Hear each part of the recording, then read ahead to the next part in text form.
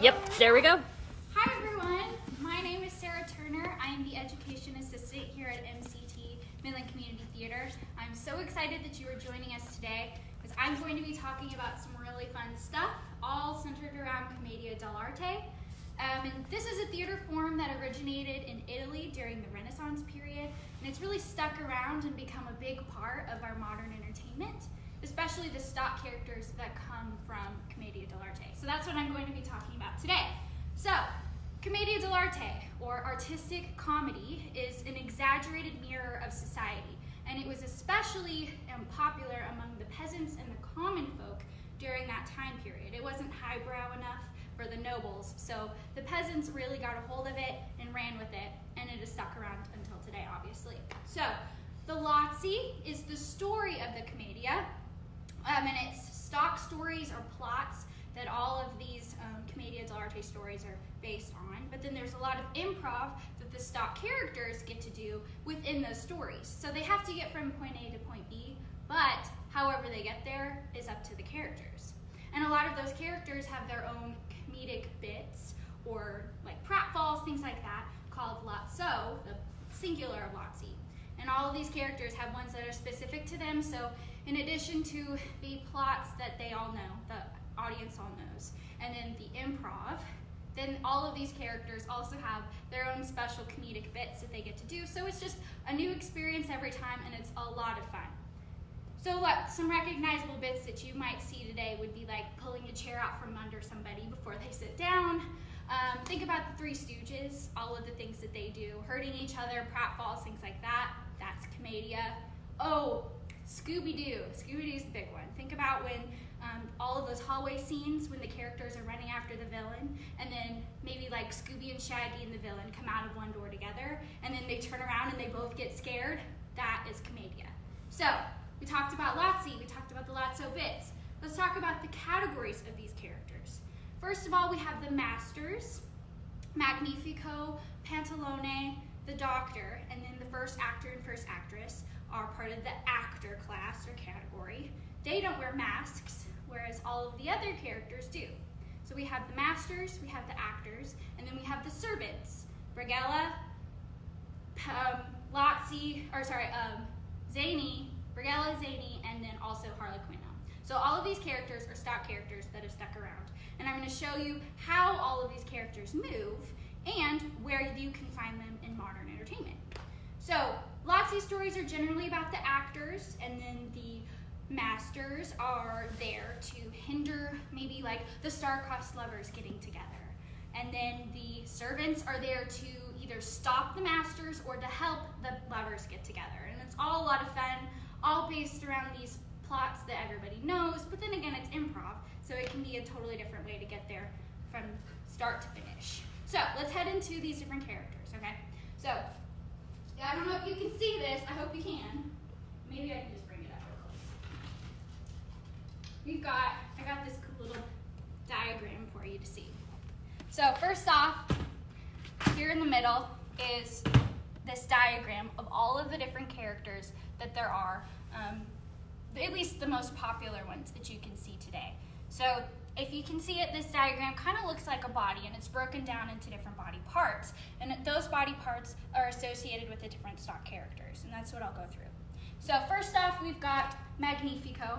Magnifico is at the head of the diagram, okay? And just like he's at the head of the diagram, he's also at the head of this society or this world that the Commedia actors and characters all live in, okay? And so he's at the head. So for his movements, he is very streamlined and his chest is forward, okay? So if you're up and moving around with me, if you puff out your chest and that's the first thing that enters the room, that is Magnifico. And as you can see here, this is his mask, okay? And it's got this long nose, and he kind of looks kind of evil. The frozen frame and the frozen emotion on his face it look kind of evil. And that's because he is the most powerful, the one who demands the most respect in this society. And I kind of think it might have been a commentary on how the common folk felt about their leaders. I don't know, that's just my opinion. But yes, he is the one who demands the respect. So all of the characters, when they see Magnifico coming, They know to bow, to give him the respect, to give him space. Some of them even run away. It just depends on which character you are playing. So that's Magnifico. Long, streamlined head up. And using that long nose on your mask, you imagine it comes out to here, right? Then you can look down on everybody while your chest is out. And this is some big body language, right? If you see somebody walking down the street, you know that person's got a lot of confidence. And it's the same thing with Magnifico, right? So if we think about that diagram again, we've just talked about the head, right? So let's move to the shoulders, okay? And here at the shoulders, this is where the first actor and the first actress hang out. They are the characters in Commedia that do not wear masks, right? And they're the ones that generally these stories are about, or the main characters, okay? So they have big arms, all at shoulder length, and they take up as much space as they can because they own the space, right? They are the aristocrats, high in society. They know that they are the most important people around. But then when they see Magnifico coming, oh, they're gonna suck up to him, right? Because they don't want to get on his bad side, okay? And everything is all about exaggerated movements. All of these characters, all about exaggerated movements. So think about that. If you're seeing some character that's lowly, how would you turn them away, cast them aside? You are all about big arm movements and taking up as much space as possible, right? And again, they don't get to wear masks, so they get to show all the emotion on their face. Whereas the characters with masks have a frozen expression, so it's up to them in their body to express the emotion and the movements, right? So then we also have the second actor and actress, and they are around the same spot here in the shoulders. They're a little more relaxed. They're also usually the younger characters, okay? So they're the star-crossed lovers in these stories. So they're young, they're naive, they don't really know how the world works, so they're very curious, right? They're still taking up space. They're well-educated, not quite aristocrats, but they know that they are higher born than other characters. But again, all they want to do is fall in love and be in love. So they're going to be very naive, flowy, very excited to see their lover, all of that fun stuff. So then compared to actor and actor one, you've got actor and actor two, a little more casual, but still knowing that they're higher born than others, right? Okay, so we talked about the head, shoulders. Let's move to our torso. So we've got Pantalone and the Doctor. These characters wear masks, and here is Pantalone, and here's the Doctor. Not quite sure if you can see it, but if you can, Pantalone has lots of wrinkles. He's got two big bushy eyebrows and this long mustache.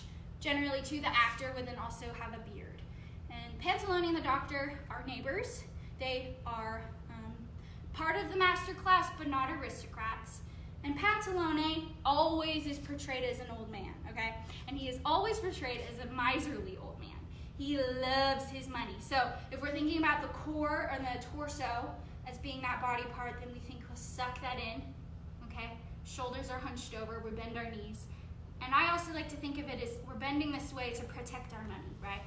And if we've got this wrinkly, old, not very pleasant looking face, then that's what we want to do if we're not wearing that mask, right? I'm thinking, I need to save my money and protect it and get more money. That's what this character is, okay? If you think about Scrooge, Ebenezer Scrooge from Christmas Carol, or even Mr. Krabs from SpongeBob SquarePants, that is this character, okay? So, light on your feet, sneaking around, conniving, wringing your hands, all about getting more money, stealing money, keeping your money. That is this character, Pantalone, okay? And again, all of these masks represent the characters, all of the movements represent the characters. So if you've never seen a Commedia Dell'Arte show, but you can understand that the different body parts represent the different characters, you catch on much quicker, even if you don't understand what they're saying. Moving on, we've got the Doctor here. He's got big bushy eyebrows as well, and most of his mask is his big pompous nose, okay? So if we have a big pompous nose, and we know we're here in the torso, if we kind of invert the Pantalone into the Doctor, we're gonna bring our torso forward and think about having this big belly, okay? And that's what we want. We want to be heavy and weighed down with our big belly. And our big pompous nose matches our big belly, okay? So, here's what this character is. The doctor is very smart, well-educated.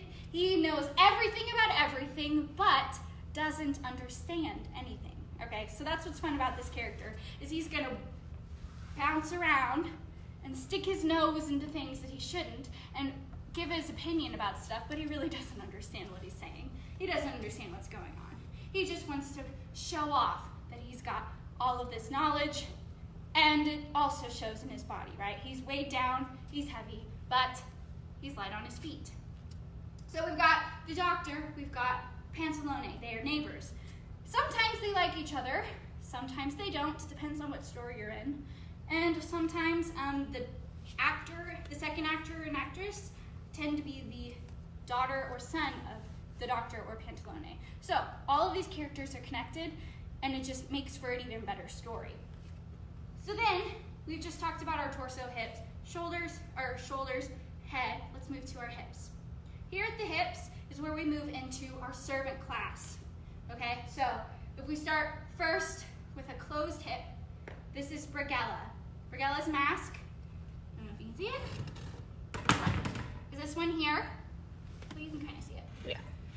Brigella often is portrayed with one of his eyebrows up. That frozen emotion on his mask, one of his eyebrows is up. So we can kind of see that Brigella is smart, he's cunning, he's also the head of the household. So with closed hips, he's very rigid, very proud. He's very proud of his position in his household and isn't going to let anybody do anything to his family unless it's in his best interest.